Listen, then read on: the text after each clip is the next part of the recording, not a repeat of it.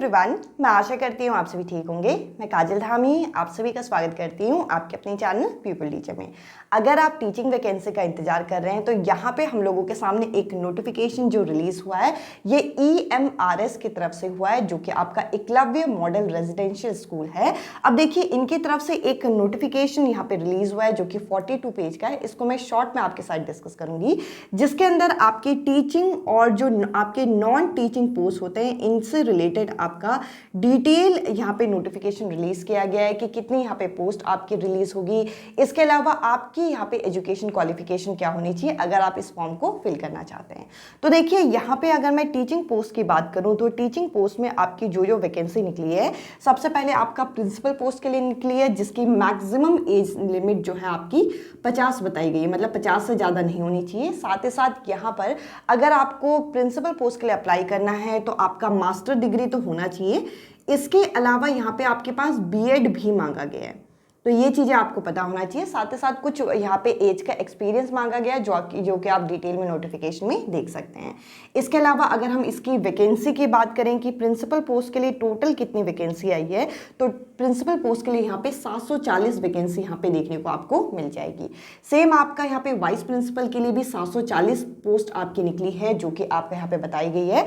और इनके लिए कोई ऐसा एज लिमिट यहाँ पे मैक्सिमाइज नहीं किया गया कि इतनी एज लिमिट होनी चाहिए। अब देखिए इन दोनों पोस्ट के लिए तो यहाँ पर बोला क्या गया है कि आपके पास अगर सीटेट नहीं भी है तो चलेगा, यानी कि आपको सीटेट की रिक्वायरमेंट नहीं है, बस आपके पास यहाँ पे बीएड की डिग्री होनी चाहिए और एक्सपीरियंस यहाँ पे मांगा गया है। तो एक्सपीरियंस अगर आपके पास है, जो कि इन्होंने यहाँ पे 12 साल का समथिंग मांगा गया है, अगर आपके पास है तो आप इस पोस्ट के लिए अप्लाई कर सकते हैं। अगर मैं पीजीटी सब्जेक्ट की बात करूँ तो देखिए पीजीटी में कई सारे आपके अलग अलग यहाँ पे वैकेंसी आई है और टोटल नंबर ऑफ वैकेंसी यहाँ पे 8140 वैकेंसी यहाँ पे बताई गई है, जो कि अलग अलग सब्जेक्ट के अनुसार है। अब देखिए अगर हम यहाँ पे बात करें तो यहाँ पे आपके इंग्लिश की, हिंदी की, इसके अलावा रीजनल लैंग्वेज की, साथ ही साथ physics, chemistry, mathematics, economics, biology, commerce, geography, यानी कि काफ़ी सारे सब्जेक्ट पे आपकी यहाँ पे वैकेंसी आई है। अब देखिए यहाँ पे पीजीटी के लिए क्या है चीज़ें, ये आपको समझना होगा। सबसे पहले अगर जैसे आपको यहाँ पे पीजीटी आपको इंग्लिश के लिए अप्लाई करना है तो आपका पीजी यहाँ पे इंग्लिश में ही होना चाहिए, ये चीज़ मेंशन किया गया है। अगर आपको पीजीटी हिंदी के लिए अप्लाई करना है तो हिंदी में होना चाहिए, फिजिक्स के लिए अप्लाई करना है तो फिजिक्स में होना चाहिए, पीजीटी केमिस्ट्री के लिए अप्लाई करना है तो केमिस्ट्री में होना चाहिए, मैथमेटिक्स के लिए अप्लाई करना है तो मैथ्स में होना चाहिए, बायो के लिए बोला गया है कि बायोलॉजी, बॉटनी या जूलॉजी में से किसी भी सब्जेक्ट में आपका पीजी हो आप अप्लाई कर सकते हो। पीजीटी हिस्ट्री के लिए भी हिस्ट्री में होना चाहिए। इन शॉर्ट आपको जिस सब्जेक्ट में आपको पीजीटी के लिए अप्लाई करना है उस सब्जेक्ट का आपके पास पीजी की डिग्री होनी चाहिए। साथ ही साथ अगर हम यहाँ पे देखें तो यहाँ पर आपका बीएड मांगा गया है, बीएड होना चाहिए, सीटेट यहाँ पर भी रिक्वायर्ड नहीं होता। तो देखिए ये कुछ बेसिक चीज़ें आपको बताई गई है। साथ ही साथ इसमें एज जो है वो आपका 40 रखी गई है मैक्सिमम एज, इससे ज़्यादा एक्सीड नहीं होनी चाहिए। इसके अलावा अगर हम आगे बात करें यहाँ पे पीजीटी कंप्यूटर साइंस की, तो देखिए कंप्यूटर साइंस की अलग से वैकेंसी निकाली है 740, जो कि अगर आपके पास पीजी जो है वो कंप्यूटर साइंस में है, यहाँ पे जो क्वालिफिकेशन बता रखी है, यहाँ पे अगर आपके पास जो एमएससी है वो अगर आपके पास कंप्यूटर साइंस में है या फिर आईटी में है या फिर आपने एमसीए कर रखा है किसी रिकॉग्नाइज्ड यूनिवर्सिटी से, तो देखिए यहाँ पे कंप्यूटर साइंस के लिए सिर्फ सीएस नहीं मांगा गया, आपके पास आईटी पे या फिर आपके पास एमसीए, जैसे कि बीसीए करने के बाद हम एमसीए करते हैं, एमसीए आपने किया है तो भी आप पीजीटी कंप्यूटर साइंस के लिए अप्लाई कर सकते हैं। अब देखिए इसके लिए भी एज जो है वो 40 यहाँ पे बताई गई है, तो आप ये चीज़ देख सकते हैं कि आप इसके लिए एलिजिबल है या नहीं है, अभी एप्लीकेशन फॉर्म आना शुरू नहीं हुए।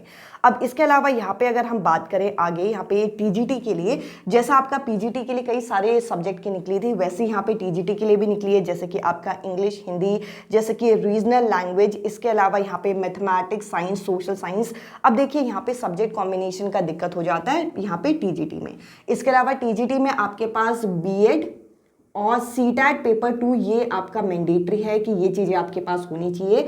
और सब्जेक्ट कॉम्बिनेशन कैसा, जैसे कि अगर आप साइंस के लिए अप्लाई करना चाहते हो यहाँ पे टीजीटी साइंस के लिए, तो यहाँ पे स्पेसिफाई किया गया है कि आपके पास बॉटनी, जूलॉजी और केमिस्ट्री तीनों साल होना चाहिए। अगर आपने हॉनर्स कर रखा है किसी एक सब्जेक्ट में, फिर भी इसके अलावा जो दूसरा सब्जेक्ट है, जैसे कि कोई कैंडिडेट ऐसा है जिन्होंने केमिस्ट्री ऑनर्स कर रखा है, तो उसके पास यहाँ पर केमिस्ट्री ऑनर्स के साथ साथ उसने जूलॉजी या बॉटनी में से कोई एक सब्जेक्ट पढ़ा हो, ये भी मैंडेटरी है।